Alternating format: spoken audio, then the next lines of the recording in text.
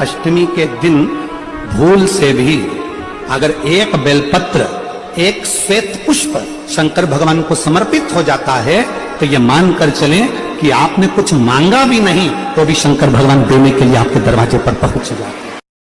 किसी भी अष्टमी तिथि को 12 महीने में शुक्ल पक्ष कृष्ण पक्ष की अष्टमी तिथि पड़ती है।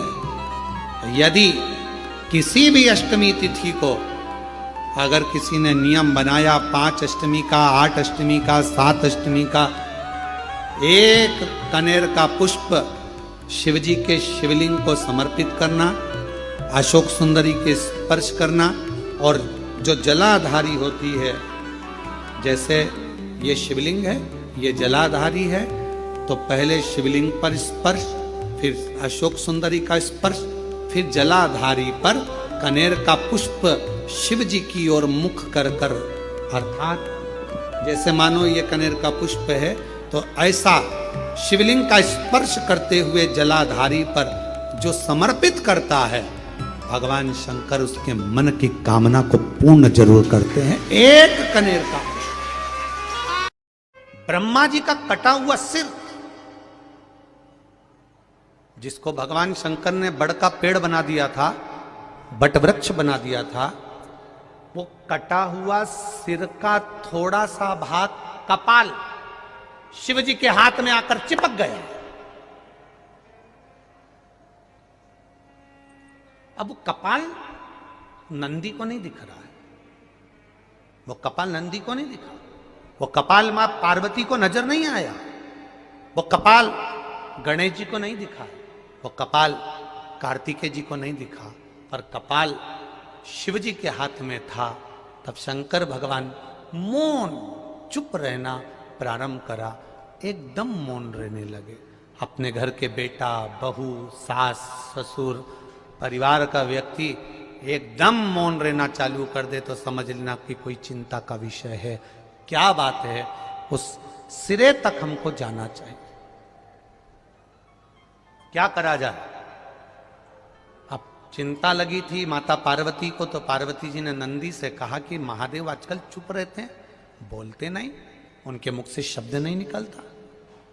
जो महादेव बात बात में डमरू का नाद करते हैं, जो महादेव नित्य प्रति आनंद के विषय को सुनाते रहते हैं, दुनिया का सबसे पहला कथाकार, दुनिया का सबसे पहला वक्ता और दुनिया का सबसे पहला कथा सुनाने वाला अगर कोई है तो वो देव अधिदेव महादेव हैं। और महादेव इतने बड़े वक्ता होने के बाद अगर चुप हो गए तो क्या कारण?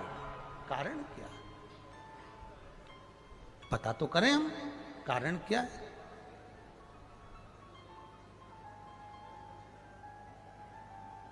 जिसके दरवाजे से कोई खाली नहीं गया, आज वो चुप होकर बैठा है तो जरूर कोई बात हो। कारण क्या है? पता करा जाए जरा। करा पता? नंदी ने पता कर लिया, और नंदी ने पता कर कर माता पार्वती जी से कह दिया कि शिव जी को ब्रह्मा जी का जो सिर कटा था, उसका जो कपाल है वो शंकर भगवान के हाथ पर चिपका हुआ है, पर वो नजर नहीं आता, वो दिखता नहीं है।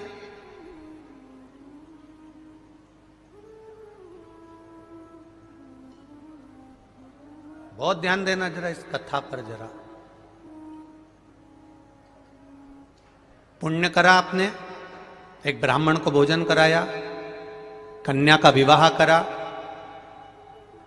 लड़की का विवाह करा, किसी प्यासे को पानी पिलाया, किसी भूखे को भोजन कराया, उसका गुणगान दूसरा कोई नहीं करेगा, तुम अपने मुंह से कर दोगे कि मैंने ये करा। पर कभी तुमने विचार करा कि दिन भर में तुमने कितनों को बेवकूफ बनाया, कितना झूठ बोला, कितना कपट करा, कितनी बेईमानी करी, कितना प्रपंच करा। शिव जी के हाथ में वो कपाल चिपका हुआ है।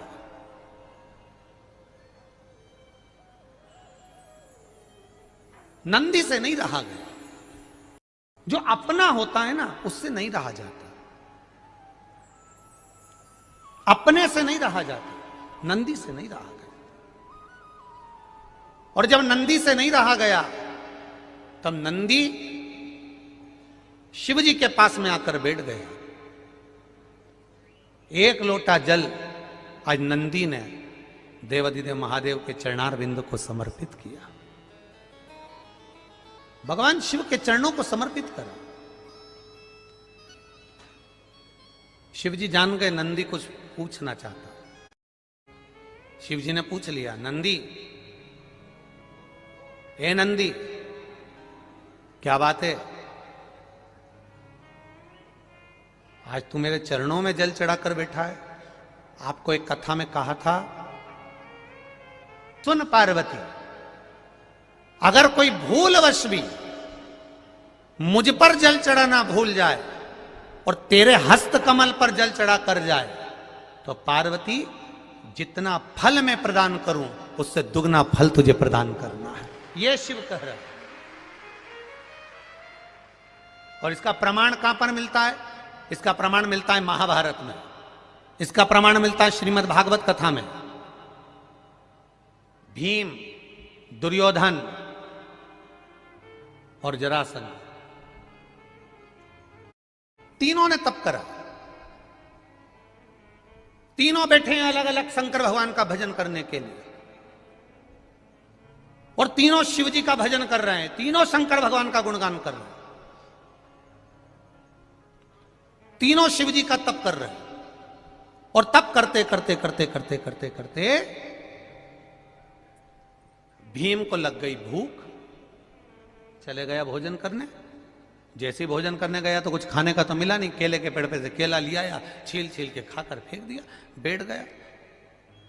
इतने में देवाधिदेव महादेव प्रकट हो गए, और महादेव प्रकट होकर तुरंत मेरे शंकर भगवान ने प्रसन्न होकर प्रकट होकर दुर्योधन और जरासंध को देखा और दोनों से पूछा, तुम्हें क्या चाहिए मांगो।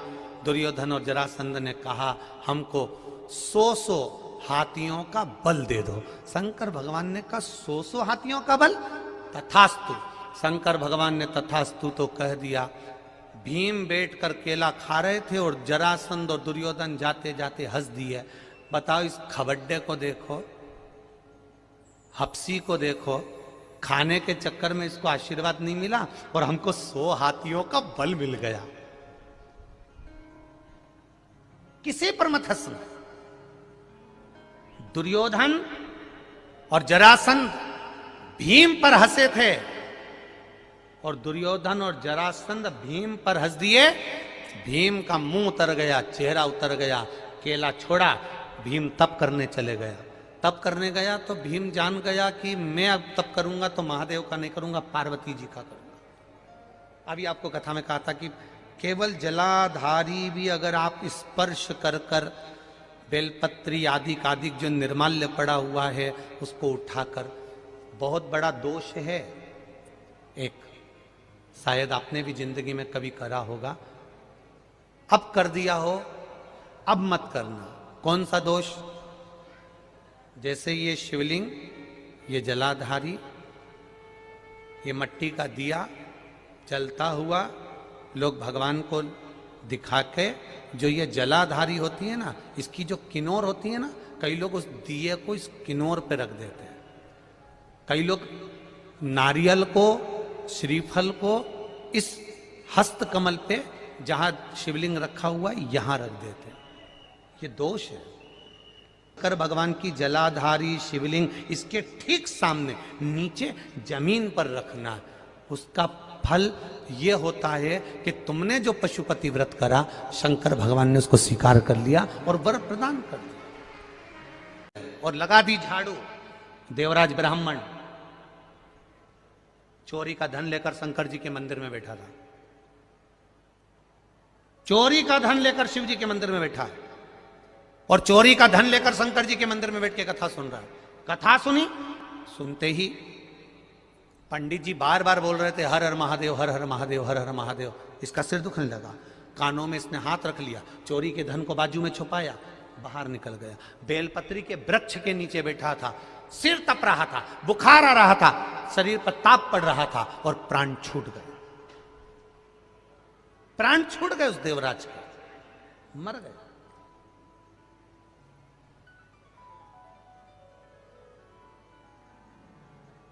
और जब देवराज ब्राह्मण के प्राण छूटे, लेने के लिए देव अधिदेव महादेव उसको आए, महादेव लेने आए तो इसको चिंता लगी, ये तो कभी हो ही नहीं सकता कि मेरे को महादेव लेने आ जाए। क्यों?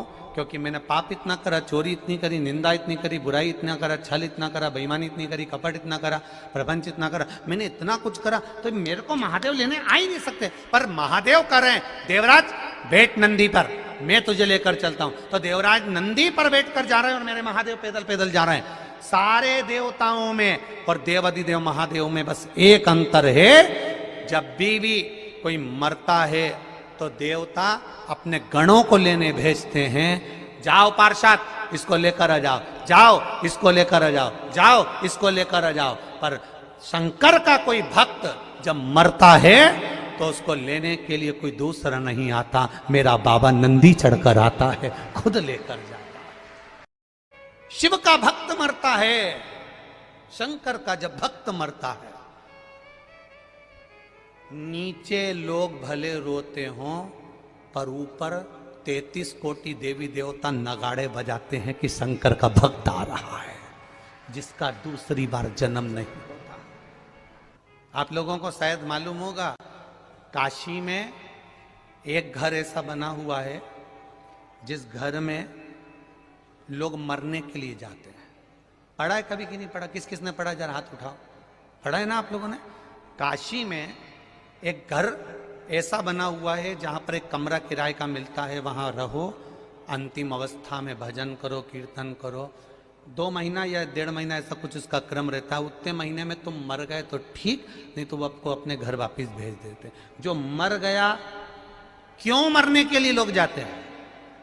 क्योंकि शंकर का जब भक्त मरता है, शिव का उपासक मरता है, शंकर का गुणगान करने वाला मरता है, शिव के धाम में जब किसी के प्राण छूटते हैं तो संसार के लोग भले रोते हों पर देवता पुष्पों की वर्षा करते हैं, नगाड़े बजाते हैं, दुमदुबिया बजाते हैं कि शिव का भक्त आया है, इसका दूसरी बार जन्म नहीं होगा। अब ये चला। अब गया में जो शिवलिंग होता है, उस शिवलिंग के ऊपर जलाधारी होती है, बोला था। पर घर के अंदर जो शिवलिंग होता है उसमें जलाधारी की जरूरत नहीं पड़ती। तो किसी ने प्रश्न किया, गुरुजी ये बताओ कि मंदिर में जलाधारी लग जाती है शंकर जी के ऊपर, फिर घर के अंदर जलाधारी क्यों नहीं महत्व रखती? तो हमारा कहना है तुम लगाओ ना लगाओ तुम्हारी मर्जी, लगाओ तो भी ठीक, ना लगाओ तो भी ठीक। पर शिव जी के ऊपर घर में जलाधारी की जरूरत इसलिए नहीं होती क्योंकि हम रोज प्रतिदिन अपने दिल का भाव शिव जी से कहते हैं। मंदिर में जो शिवलिंग होता है वो स्थायी होता है, घर में जो शिवलिंग होता है वो चलित होता है। उठाया, थाली में रखा, निला दिया, वापिस रख दिया।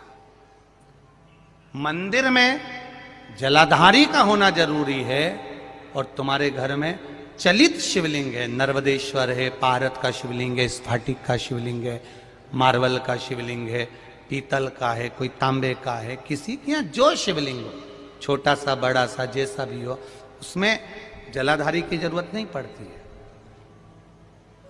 एक पत्र और आया है बड़ा, आपके ऊपर आप क्या मान रहे हो?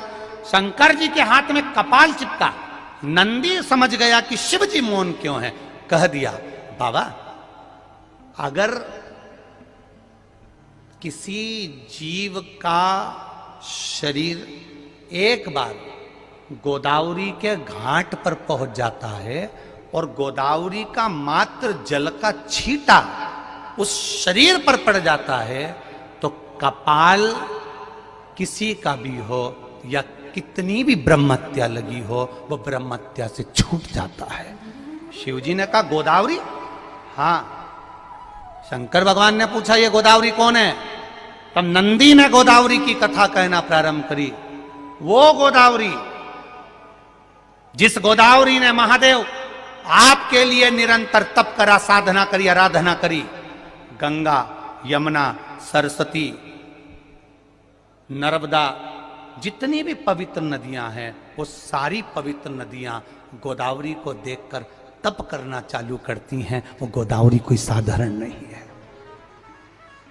उस नंदी से पूछ रहा, नंदी कह रहा है एक बार गोदावरी के तट पर चलना चाहिए। तो मैं कहां जाकर बैठूंगा?